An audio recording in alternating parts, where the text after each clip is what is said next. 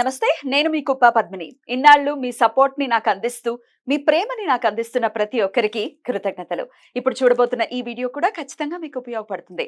Like, share and subscribe చేసి మీ ఇష్టాన్ని అలాగే మీ సపోర్ట్‌ని నాకందించండి. అలాగే ఈ వీడియో పట్ల మీ అభిప్రాయాన్ని కామెంట్ సెక్షన్‌లో కామెంట్ చేసి నాకు తెలియజేయండి.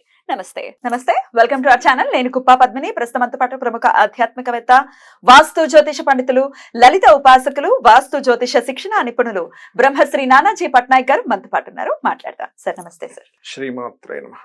సార్, పూజలో ఫస్ట్ స్థానాన్ని సంపాదించుకుంది దీపం. ఖచ్చితంగా కృతజ్ఞతని ఆవిష్కరించడంలో మొదటి స్థానం దీపం దవ్వటం నిజంగా చాలా చాలా అద్భుతమైనటువంటి విశేషం. అయితే ఈ దీపం పెట్టటము ఇప్పుడున్న ఈ సైన్స్ టెంపర్మెంట్ చాలా పెరిగిన తర్వాత కొంతమంది అనే మాట ఏంటంటే, సంధ్య వేళలో దీపం పెడుతున్నారు, ఇదివరకు రోజుల్లో కరెంట్ ఉండేది కాదు అందుకని దీపం పెట్టేవాళ్ళు, ఇప్పుడు పెట్టాల్సిన అవసరం లేదనంటే నేను ఆశ్చర్యపోయా ఆ కమెంట్ చదివినప్పుడు. Is it so? అసలు కృతజ్ఞతను ఆవిష్కరించి లోపల ఉన్న దీపాన్ని బయట చూడటం, ఆకాశంలో ఉన్న దీపాన్ని జ్యోతి రూపంలో చూడటం, ఇది కదా దాని వెనకాల ఉన్న ఆంతర్యం. వాట్సాప్ యూనివర్సిటీల్లో చదివేసుకుంటే ఇలాంటి ఆధ్యాత్మిక పరంగా రకరకాల, అంటే అప్పుడు అలా చీకటిగా ఉండేది కాబట్టి దీపం పెట్టేవారు, ఇట్లా ఏవో రకరకాలు అనుకుంటూ ఉంటారు. బట్ దీపం విషయంలో డెఫినెట్ గా ప్రతినిత్యం దీపారాధన చేయటం అనేది మనకి మన ధర్మం చెప్తుంది, ప్రతినిత్యం చేయాలి. అయితే ఈ దీపం పెట్టే విషయంలో సహజంగా డౌట్స్ రావటం అనేది జరుగుతూ ఉంటాయి. దానికి కొంతమంది కోప్పడుతూ ఉంటారు, అది ఎందుకు అడుగుతున్నారు, ఇది ఎందుకు అడుగుతున్నారు, కానీ కాదు, అవుట్ ఆఫ్ ఇన్నోసెన్స్ అడుగుతారు. దీపం ఎక్కువసేపు వెలగటం దేనికి సంకేతంగా చూస్తారు? అలాగే దీపానికి సంబంధించి ఇంకా నా దగ్గర కొన్ని ప్రశ్నలు ఉన్నాయి సార్, అవన్నీ మీ ద్వారా చెప్పండి. ఫస్ట్ ఆఫ్ ఆల్ ఏంటంటే, దీపం గురించి మీరు అడిగారు కాబట్టి చెప్తాను. శివపురాణం కనుక చదివినట్లయితే ఒక దీపం వెలిగించడం ద్వారా, జస్ట్ వెలిగించడం ద్వారా కొన్ని వందల దోషాలు మీకు పోతాయి అని చెప్తుంది శాస్త్రం. Point number 1. రెండవది ఏంటంటే, మనం దీపం వెలిగించడం ద్వారా కలిగే ముఖ్యమైన ఫలితం ఏంటి, వాస్తు ఏం చెప్తుంది అంటే, ఈశాన్య దేవతా గృహం అన్నారు. దేవతా గృహంలో మనం దీపాన్ని వెలిగిస్తాం. మన ఆలోచనలు తప్పు వైపు వెళ్లకుండా దీపం మనకి అందిస్తుందట ఫలితాలని. ఇక మీరు ఇందాక అన్నారు ఎక్కువసేపు దీపం వెలగడం ఏంటి అని. చాలా మందికి ఇది అంటే చాలా తక్కువ సందర్భాల్లో జరుగుతుంది, ఎక్కువ సందర్భాల్లో జరుగుతుంది అన్న. ఎందుకంటే రోజు అదే కుంది, అంతే నూనె లేదా నెయ్యి, అదే ఒత్తి, మరి అదే కుంది, అంతే నెయ్యి లేదా నూనె, అదే ఒత్తి, మరి రోజు వెలగడం కంటే ఎక్కువసేపు ఎందుకు వెలిగింది ఒక్కోసారి, తక్కువసేపు ఎందుకు వెలిగింది ఒక్కోసారి. తక్కువసేపు కూడా వెలుగుతుంది, ఎక్కువసేపు వెలగడమే కాకుండా. తక్కువసేపు దేనికి కూడా లింక్ ఉంటుంది, లింక్ ఉంటుంది. నేను జ్యోతిష్ శాస్త్రంలో ఇప్పుడు ఎవరికైనా, ఇప్పుడు ఉదాహరణకి ఏదైనా ఒక ప్రశ్న అడుగుతున్నాం, ఏదైనా ఇంటికి వెళ్ళాం అనుకోండి, దీపం కనుక ఆరిపోయినట్టు కనిపిస్తే శాస్త్రంలో ఏం చెప్పారంటే, అక్కడ నువ్వు చెప్పేటువంటి ప్రశ్న, వాళ్ళు అడిగే ప్రశ్నకి సమాధానం రాదు, సరిగ్గా రాదు. దీపం ఉండాలి. దీపం ఉండాలి. మరి అలాంటి సందర్భంలో ఇంకా ప్రతినిత్యం దీపం ఉండాలనా దాని అంతరార్థం? ఉండాలని ఒకటి. రెండవది ఏమిటంటే, ఇప్పుడు మీకు ఇందాక అన్నాను ఏమని, ఏమంటే అంతే దీపము, అదే ఒత్తి, అదే నూనె లేదా నెయ్యి, మరి ఎందుకు ఎక్కువసేపు వెలుగుతుంది అంటే, భగవంతుడు ఇచ్చేటువంటి సంకేతాల్లో అన్నిటికంటే పెద్ద సంకేతం దీపం ఎక్కువసేపు వెలగడం. అంటే జ్యోతి స్వరూపంలో భగవంతుడు ఉన్నాడు కదా, అంటే అక్కడ ఏమిటి, నీకు ఒక శుభము మంగళకరమైనటువంటి విషయం జరగనుంది. మంగళకరమైనటువంటి వాటిల్లో మొట్టమొదటి దాన్ని దీపానికి ఇస్తారు. మంగళుడు అంటారు చూసారా, మంగళుడు కుజుడు అగ్నికి కూడా కారకుడు, కుజగ్రహం అనేటువంటి. సో అందుకని ఏమిటి, ఎక్కువసేపు దీపం వెలిగింది మీకు ఆ రోజు అంటే, ఆ రోజు నుంచి మీకు కొన్ని మంగళకరమైనటువంటి విషయాలు జరగనున్నాయి, ఒక టర్నింగ్ పాయింట్ జరగనుంది అని అర్థం అనమాట. అక్కడ దీంట్లో లాజిక్స్ ని వెతకడాన్ని ఎలా అర్థం చేసుకోవచ్చు సార్? ఇప్పుడు ఇలాంటి లాజిక్కే ఒకసారి మన బ్రిటిష్ వాళ్ళు వెతికారు. వాయులింగం అనేటువంటిది ఉంది, మీకు తెలిసే ఉంటుంది. అక్కడ ఇదేమిటి, వాయులింగం వెలగడం ఏమిటి అని చెప్పి అన్ని మూసేశారు. వాయులింగం ఏదైతే ఉందో ఆ పరమేశ్వరుడి దగ్గర పెట్టింది మాత్రం ఆక్సిజన్ లేకపోయినా అలాగే వెలుగుతూ ఉంది. వాళ్ళందరూ కూడా నమస్కరించేశారు, నిజంగానే ఇక్కడ ఉన్నాడు అని. అంటే ఏమిటి, ఆ దీపం ఎలా అట, అసలు మొత్తం మూసేసినా కూడా కదులుతూనే ఉండేది. మరి లాజిక్స్ వెతికే బ్రిటిష్ వాళ్ళకి ఆ రోజే సమాధానం దొరకాలి, ఇప్పుడు కాదు ఎప్పటికీ దొరకదు. ఎందుకంటే భగవంతుడు లలితా సహస్రనామాల్లో ఒక నామం ఉంటుంది, దాని అర్థం చెప్తాను చూడండి. నువ్వు ఇన్నర్గా నువ్వు భగవంతుణ్ణి అర్థం చేసుకోగలవు, ఇన్నర్గా నువ్వు చూడగలవు, కానీ బాహ్యంగా నువ్వు ప్రకటించలేవు, బాహ్యంగా ఇది అని నువ్వు చూపించలేవు అని. ఓకే, అంతర్ముఖ సమారాధ్య బహిర్ముఖ సుదుర్లభ అంటారు దాన్ని. అంటే ఏంటి, అంతర్ముఖంగా నువ్వు అర్థం చేసుకోవాలి కానీ బహిర్ముఖంగా నువ్వు దాన్ని చూపించలేవు అని, చూడలేవు అని. కాబట్టి ఎప్పుడైనా సరే మనకి పాతకాలంలో నిత్య దీపం అంటే అఖండ దీపం అనేవారు. అఖండ దీపం ఉండేది ఎప్పుడు కూడా. ఆ అఖండ దీపాన్ని కూడా ఎలా వెలిగించేవారు అంటే అరణి అంటారు, మీకు తెలిసే ఉంటుంది. అరణి చేసి వెలిగించేవారు. అరణి చేసి వెలిగించి అఖండ దీపాన్ని ఎప్పుడు అలా వెలిగేలా చూసుకునేవారు. అలా మనం పెట్టుకోవచ్చా సార్ ఇప్పుడున్న పరిస్థితుల్లో? అయ్యో హ్యాపీగా పెట్టుకోవచ్చు. ఇప్పుడు ఏదైనా గాలికి కొండెక్కితేనే బెదిరిపోతున్నాం కదా, అయ్యో అపచారమా లేకపోతే అపశకునమా, ఏదో రకరకాలు కదా. మరి అఖండ దీపం పెట్టినప్పుడు ఎట్లాంటి నియమాలు పాటించి ఎట్లాంటి జాగ్రత్తలు? అఖండ దీపం కనుక ఇంట్లో వెలగాలి అంటే ఆ ఇంట్లో ఖచ్చితంగా అంటు ముట్టు ఇవన్నీ ఖచ్చితంగా పాటించాలి. కలుపుకోవడాలు లాంటివి చేయకూడదు. ఆ ఇంట్లో ఖచ్చితంగా నాన్ వెజిటేరియన్ తినకూడదు ఎట్టి పరిస్థితుల్లో. అప్పుడే అఖండ దీపం వెలిగించాలి, గుర్తుపెట్టుకోండి. ఎప్పుడు పెడితే అప్పుడు పెట్టేది కాదు. ఎందుకంటే ఆ జ్యోతి స్వరూపంలోనే ఈశ్వరుణ్ణి మనం దర్శిస్తున్నాం కాబట్టి మెయిన్ గా.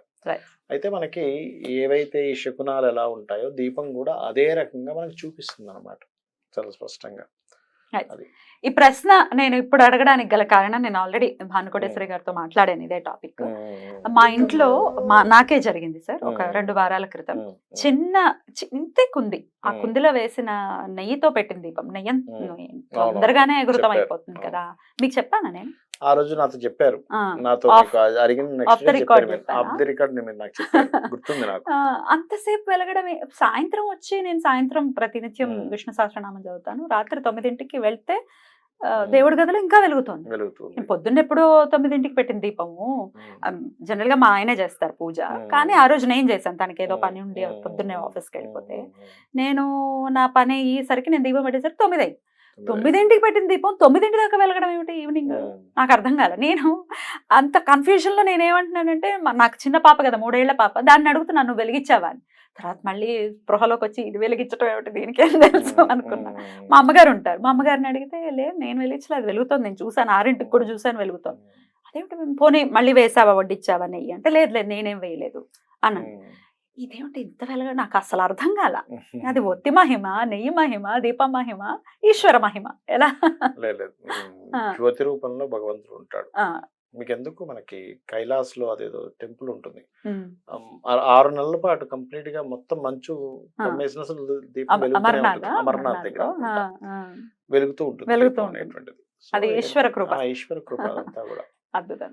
మీరు గమనించండి, ఒక్కోసారి తొందరగా అయిపోతుంది. తొందరగా అయిపోవడం దేనికి సంకేతం సార్? తొందరగా అయిపోవడం సంకేతం ఏంటంటే సంథింగ్ నువ్వు డెసిషన్స్ ఏవైతే ఉన్నాయో రాంగ్ డెసిషన్స్ తీసుకుంటున్నావు అని అర్థం.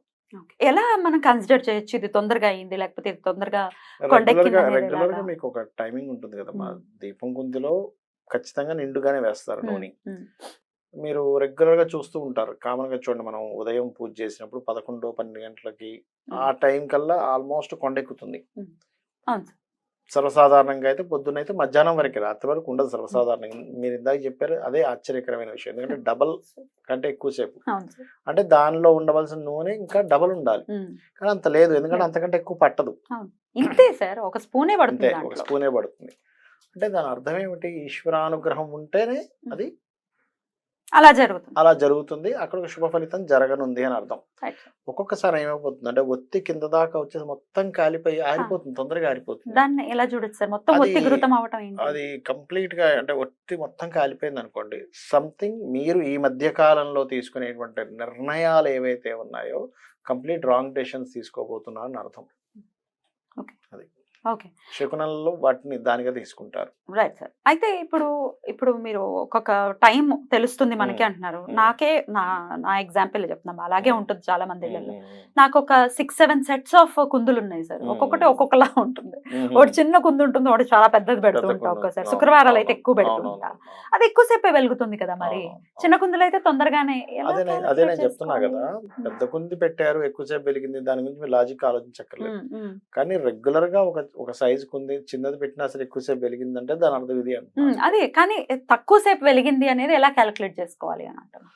తక్కువసేపు వెలిగిందంటే మీకు అర్థమైపోతుంది కదమ్మా అక్కడ.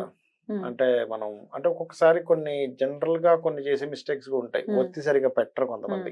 అంటే అలాంటివి ఏమైనా మిస్టేక్స్ చేసామా అని కూడా చూసుకోవాలి, వెంటనే నెగిటివ్ పాజిటివ్ వెంటనే తీసుకోకుండా అలాంటివి ఏమైనా పెట్టామా మనం, ఒత్తి సరైనప్పుడు ఒత్తి ఏమైనా పెట్టలేదా, ఎందుకంటే అక్కడ కొన్ని కొన్ని ఉంటాయి, వాటిని కూడా మనం గమనించి మనం అర్థం చేసుకోవాలి.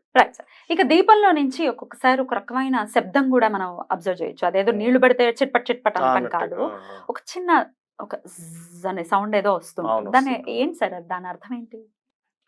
మీరు దీపంలోనే కాదు కొన్ని కొన్ని వేళల్లో, అంటే కొన్ని ప్రతిసారి రాదమ్మా, ప్రతిసారి రాదు, కొన్నిసార్లు మీకు ఒత్తిలో గనక ఏదైనా చిన్నపాటి మీరు అన్నట్టుగా నీటికి సంబంధించిన ఏదో ఉన్నా కూడా వస్తుంది, పట్ అంటుంది.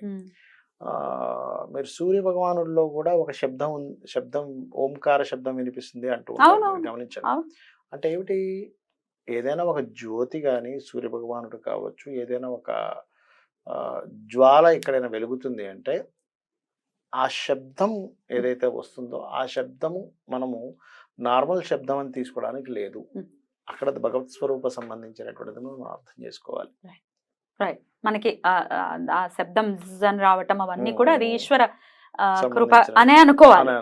రైట్, దానికి భయపడుతూ ఉంటారు కొంతమంది. భయపడాల్సింది అంత పెద్ద శబ్దం ఏం రాదు కానీ భయపడుతుంటారు కొంతమంది తెలియక. మీరు అన్నట్టుగా కొంతమంది ఏంటంటే లాజిక్ అర్థం చేసుకోకుండానో లేకపోతే భగవత్ స్వరూపం అని చెప్పి అర్థం చేసుకోకుండా దాని నెగిటివ్ కోణంలోకి వెళ్ళిపోతారు. చాలా మంది ఎందుకు కొన్ని పాజిటివ్ ఫలితాలు జరుగుతుంటే కూడా నెగిటివ్ ఆలోచించే వాళ్ళు ఉంటారు. సార్ ఇంకొక ప్రశ్న సార్, దీపం పెట్టినప్పుడు ఒక్కొక్కసారి పువ్వొత్తి వేసినప్పుడు అది జారిపోయి వెంటనే పెట్టిన వెంటనే అది కొండెక్కటం లాంటిది ఏదో జరుగుతుంది, అప్పుడు కూడా భయపడుతూ ఉంటారు, వెంటనే వెలిగించచ్చా, మళ్ళీ వెలిగించచ్చా? అంటే ఒక్కసారి ప్రతి దాంట్లోనూ పాజిటివ్ అనేది వెతుక్కోవాలి కదా.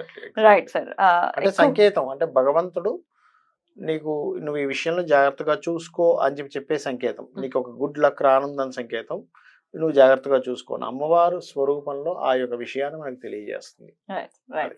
చాలా బ్యూటిఫుల్ గా ఎక్స్ప్లెయిన్ చేశారు sir, thank you so very much. నమస్తే. శ్రీమాత్రే నమః.